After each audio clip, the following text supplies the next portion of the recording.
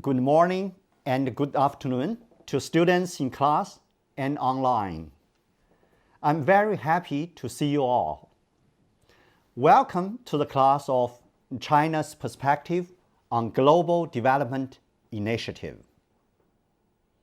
The subsequent lectures cover topics like the digital economy, poverty reduction, COVID medication and vaccine, development financing, climate change and green development, interconnection, and other fields.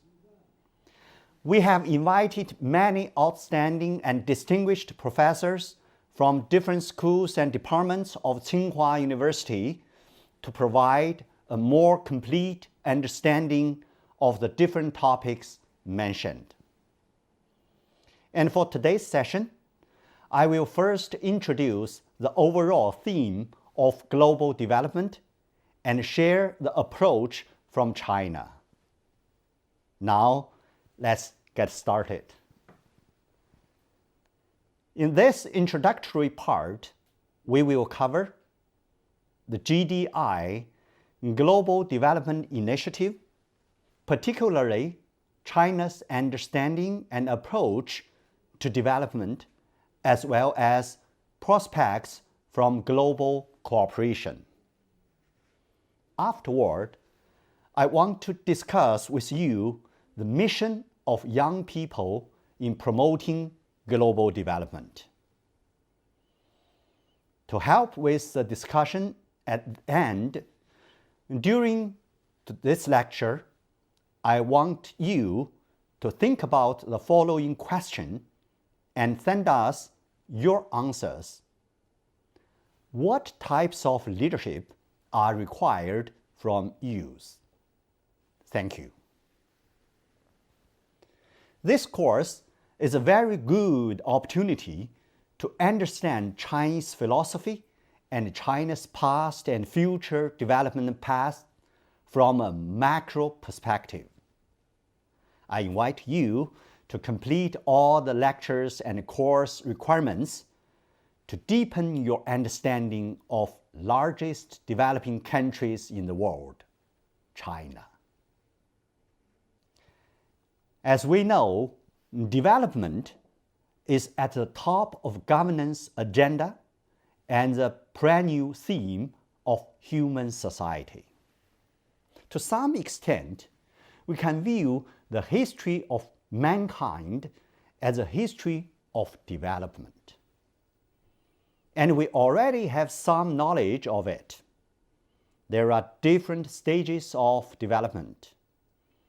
Development is natural and spontaneous, but at the same time, it also has standards of measurement and needs a global vision and people-centered philosophy. In 2021, China President Xi Jinping proposed the Global Development Initiative. We attended the general debate of the UN General Assembly. This initiative creates a connection between China's development and the world's development. It aims to focus global attention on development, foster global development partnership, and achieve more robust, greener, and more balanced global development. Let me share more. The world has once again reached a crossroads in history, and its future course will be decided by all the world's peoples.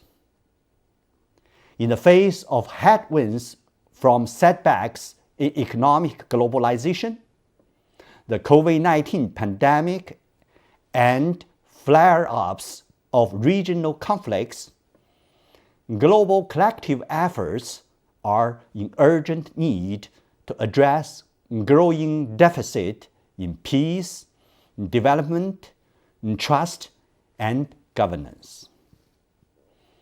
Against such backdrop, GDI was proposed for the world to overcome the challenges brought by the pandemic and accelerate the implementation of the UN 2030 Agenda for Sustainable Development, which can only be done together.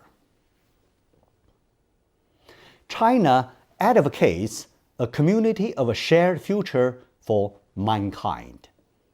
A country should accommodate the legitimate concerns of others when pursuing its own interests. And it should promote the common development of all countries when advancing its own development. Development is not only the purpose of building a community, but also the path.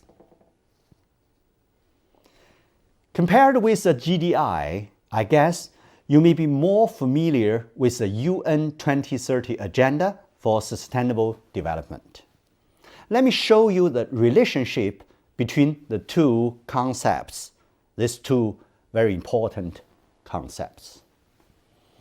Nowadays, we see that the UN 2030 Agenda for Sustainable Development is facing unprecedented challenges. The recovery of the world economy has been hindered. The development gap between the global north and the global south has widened.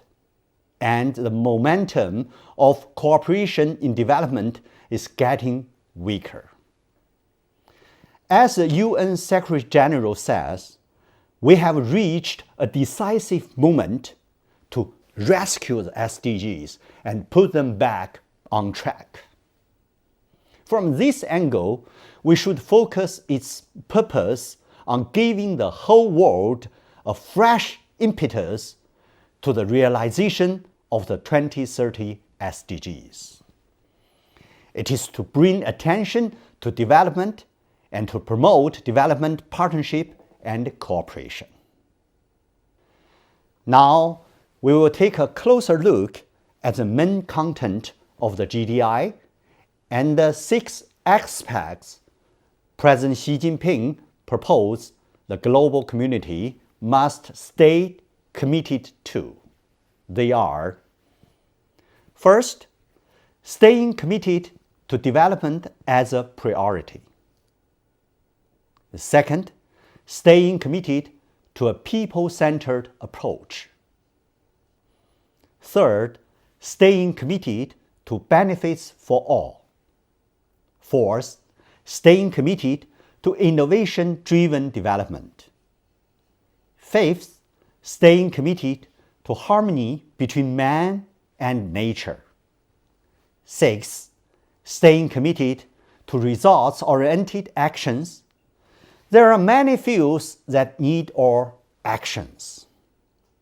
For example, poverty alleviation, food security, COVID-19 response and vaccines, development financing, climate change and green development, industrialization, digital economy, and connectivity. These are all the urgent and pragmatic areas related to our life. Let's increase input in these fields of development and prioritize them. Since the very beginning, the GDI has attracted many friends and been warmly received by the international community. More than 100 countries expressed their support, and 53 countries have joined the group of friends. It shows again the initiative responds to the cause and needs of the time and reflects the world's trends and people's aspirations. So, how to further promote actions and achievement of global development? According to China's foreign minister, there are 4 key areas. First, re-energizing global cooperation on the 2030 Agenda to realize the 17 SDGs on schedule, politicization and marginalization of the development issue should be opposed. Let's continue to focus on the key areas of developing countries. Second, creating a favorable environment to accelerate global development. The global governance system needs to be improved faster. Let's increase the representation and voice of emerging markets and developing countries and build an open world economy. It is important to uphold people's rights of all countries to choose their own development paths and oppose interference in other countries' internal affairs and unilateral sanctions without basis in international law. Third, fostering equal and balanced global development partnerships. Both developed countries and developing countries should try their own efforts. And in the process, multilateral development institutions should provide some effective helps to maximize synergy for development. Fourth, enabling the UN system to play the central and guiding role. We support the United Nations as the main coordinator in the implementation of the 2030 Agenda. The ideas are profoundly acknowledged in the Group of Friends of Global Development Initiative. This year, the ministerial meeting was held, and the theme is Deepen GDI Cooperation for Accelerated Implementation of the 2030 Agenda. High-level representatives of 60 countries, including 4 deputy prime ministers and more than 30 foreign ministers, as well as principals of about 10 international organizations and UN entities.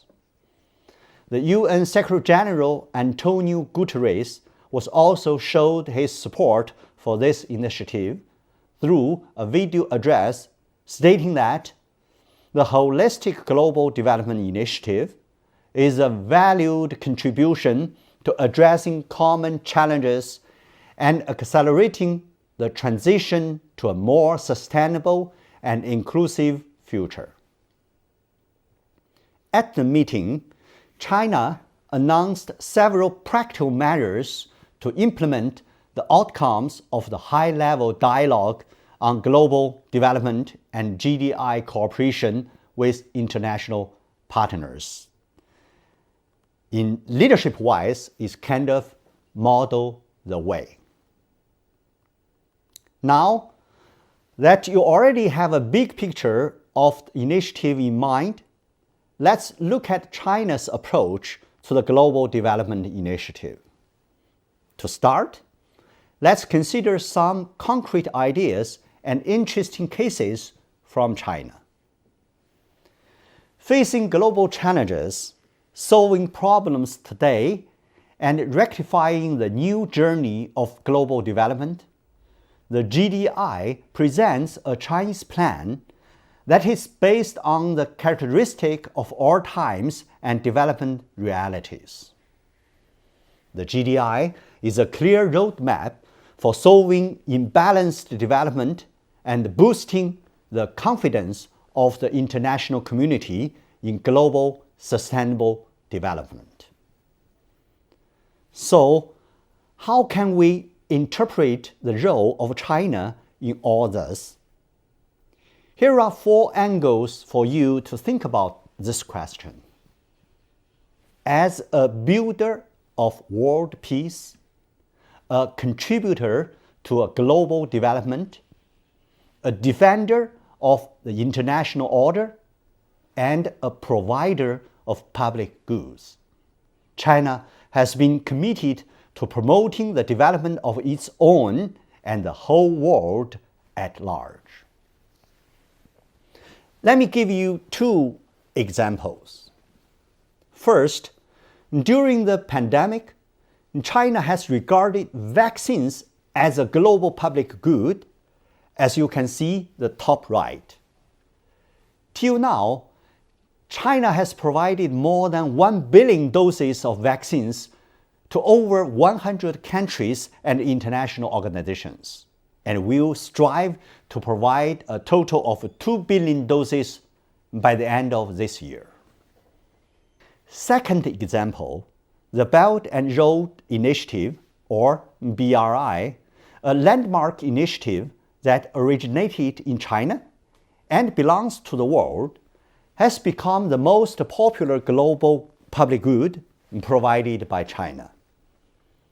And the GDI will expand the development areas based on the BRI, placing more emphasis on digital and knowledge to empower stakeholders, encouraging private capital to join project co-financing, and injecting new impetus into global development.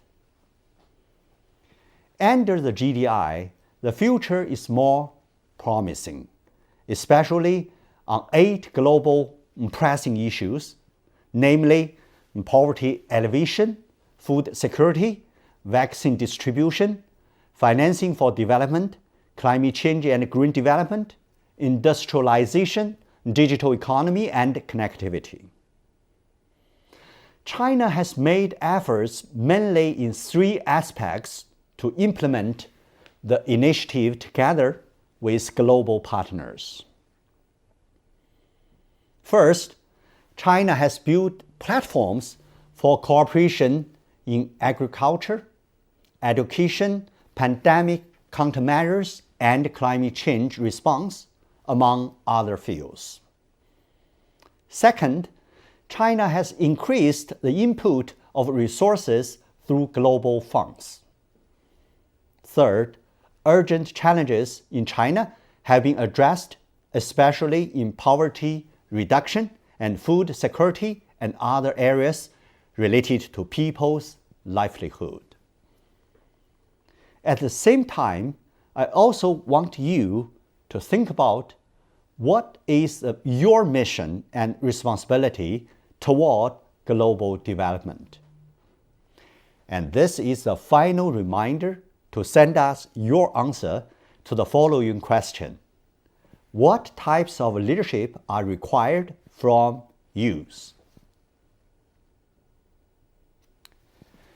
Back to the world near us, the young generation like you. You are one of the most important driving forces of social development, and you are the most sensitive and acute to new things and trends of all times. Youth should always be encouraged to make contributions to the world we are living in, and also make contributions to the community with a shared future for humanity. And this requires strong leadership. Before we discuss the responses we received from the types of leadership youth required, let me share part of the letter President Xi Jinping wrote in addressing youth at the World Youth Development Forum held earlier in July 2022. President Xi Jinping said, "Young people across the world should advocate peace, development, equity, justice, democracy, and freedom, which are the common values of humanity, promote the Global Development Initiative with concrete actions, and facilitate the implementation of the UN 2030 Agenda for Sustainable Development, writing a new chapter of solidarity and cooperation among the youth worldwide." A new chapter. I think this is a very relevant suggestion for all of us. In keeping our enthusiasm for life and sense of responsibility for society, next, we will discuss what types of leadership are required from youth? And what can youth do to contribute to global development? Let's take a look at the word cloud of your answers. These are all great answers. For me, some keywords stand out. The first one is creative leadership. We can't solve problems at the same level and in the same way they were created. For example, technological innovation is a key to achieving carbon neutrality, not just saving resources or energy. Saving is important, but not a critical innovation, especially for industrialization and technological transformation, which are the key to carbon neutrality for net zero emissions. That's why many successful entrepreneurs and innovators care less about cost reduction and more about new technology introduction. It is impossible to use an old map to find a new way. We have to make a new map. Besides creative leadership, another keyword that stands out is humble leadership. I remember when I discussed this with the inaugural dean of the School of Public Health at Tsinghua University, Margaret Chen, who serves as the Director General of the World Health Organization, very experienced health leader worldwide. She mentioned she wishes many state leaders, academic leaders, and community leaders would say more, "I just don't know." Maybe not always say it out loud, but at least internally to themselves or to the people around them. Often, leaders think they know many things, but in reality, for the challenges we are facing now, we just don't know enough.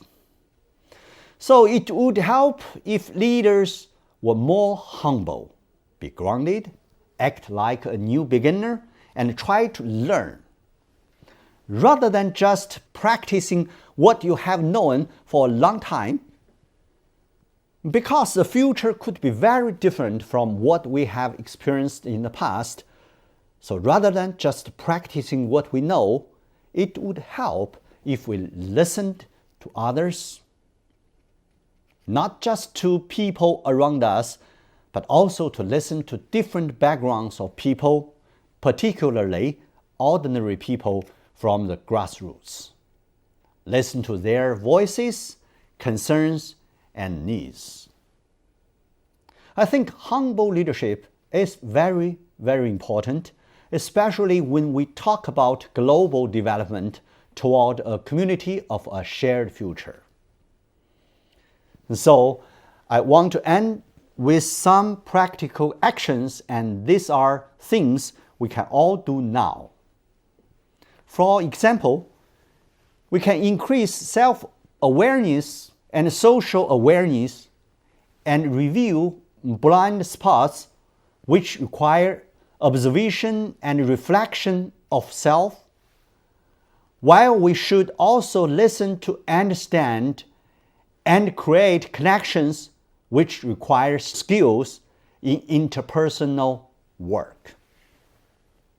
Lastly is to lead with courageous vulnerability, which refers to the ability to put yourself in the position where perhaps you do not feel 100% comfortable or knowledgeable. It can include speaking up for someone or something that is not being seen. It can include saying things and doing things that shine a light on behaviors that are not inclusive and not equitable. Being vulnerable is courageous and shows confidence and strength, but it is not a sign of weakness. And of course, we must also invest resources to improve ourselves in both short term and long term. Actually, we also have a lot of young people as our examples.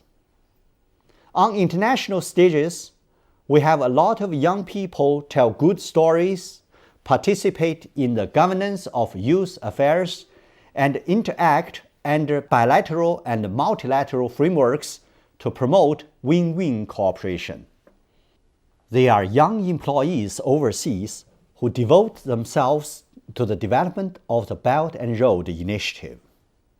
They are volunteer teachers who help young people in more than 100 countries learn Chinese culture. They are athletes and volunteers in Olympic Games. Here I want to stress the official motto of the Olympic and Paralympic Winter Games Beijing 2022 is "Together for a Shared Future." This coincides with the idea of the Global Development Initiative. Chinese young people have showcased to the world with their actions that as long as people from all over the world stand in solidarity and work together, the future of a community with a shared future for mankind will be even brighter.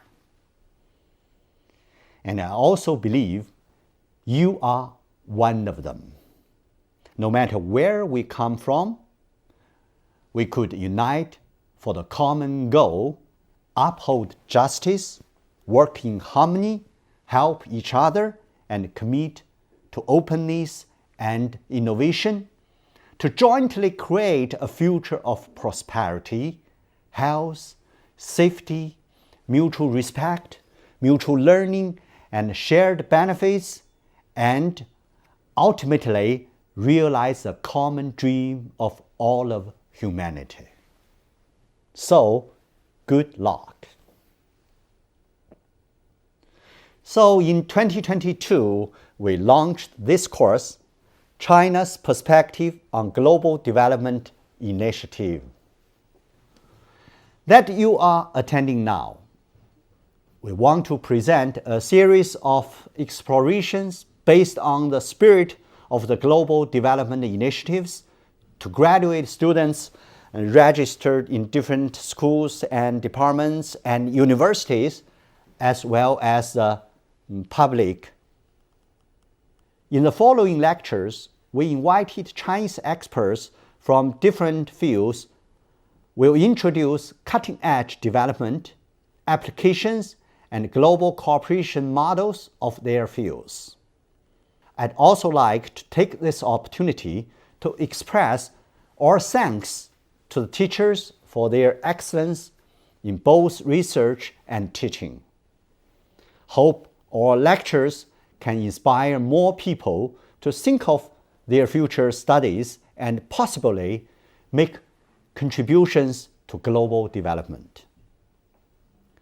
Let me end with this following quote by Chinese President Xi Jinping, which also helps to illustrate a core Chinese philosophy aligning with today's topic.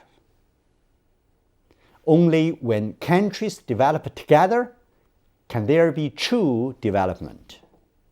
Only when countries prosper together can there be true prosperity. I hope through this overview lecture, I have convinced you that development is not just an international issue, but also a global issue too, as we build toward a human community of shared future. Thank you very much. Hope you will enjoy the rest of this course.